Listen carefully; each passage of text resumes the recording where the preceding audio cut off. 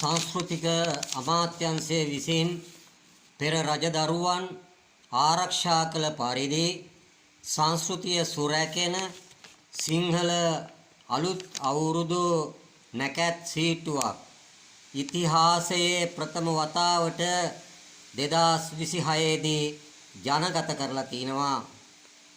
මේ දක්වා හිතාමතාම සත්වයන් කෙරෙහිත් අවධානය යොමු කරමින් තෙල්වලන් ලිප තබලා කෝඳුරු නැකත සකස් කිරීමේ එකී ක්‍රියාමාර්ගය බොහෝ දෙනා අමතක කරලා තිබුණා.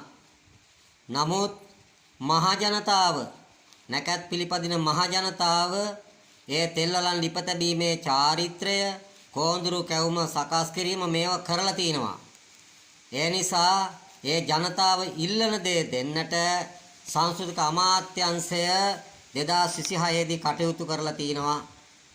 ඒ වගේම සූර්ය දිව්‍ය රාජයා පිළිගැනීම පිණිස දජ පතාක නැංවීම, තොරම් බැඳීම, පහනක් දැල්වීම ආදී වශයෙන් මහනුවර යුගයේදී පවා පැවතුණා වූ එකී ක්‍රමවේදය සඳහා අවශ්‍ය පසුබිම සකස් කරලා තියෙනවා. ඒ වගේම මේ නැකත් සීට්ටුවේදී දිගු කාලයක් බලාගෙන ඉන්නේ නැතුව Tamanගේ රැකී ආරක්ෂා ව්‍යාපාර කටයුතු ආදිය සඳහා සහභාගී වෙන්නට යන්නට, ඉතා ඉක්මනින් පිටත් වෙලා යන්නට අවශ්‍ය කරන නැකතක් අන්න අවුරුදු කෑමෙන් පසුව හදිසි කාර්යයන් සඳහා පිටත් වීම සඳහා සකස් කරලා දීලා තියෙනවා. ඒ වගේම ගහකොළ පිළිබඳව අවධානය කරමින් වෘක්ෂ රෝපණයට නැකතක් ලබා දීලා තියෙනවා. මේ රටේ සංස්කෘතිය සුරැකගෙන රටත් ජනතාවත් නැගිටුවාලීම පිණිස මෙම නැකත් සීටුව මේ වන විට මහා සංඝරත්නයට පූජා කරලත් අවසానයි.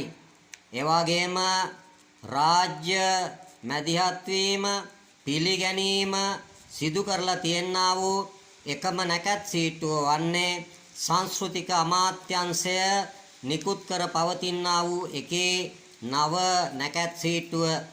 මෙය භාවිතා කරමින් නැකත් භාවිතා කරන ජනතාවට පුළුවන්කමක් පවතිනවා හෙළ සිරිතට විරතට මුල් තැන දීලා මේ සිංහල අලුත් අවුරුද්ද සමරන්නට නොබියව ඒ නැකත් භාවිතා කරන්නට ඒ සඳහා රටේ ජනතාවට අපි ආරාධනා කරනු ලබනවා.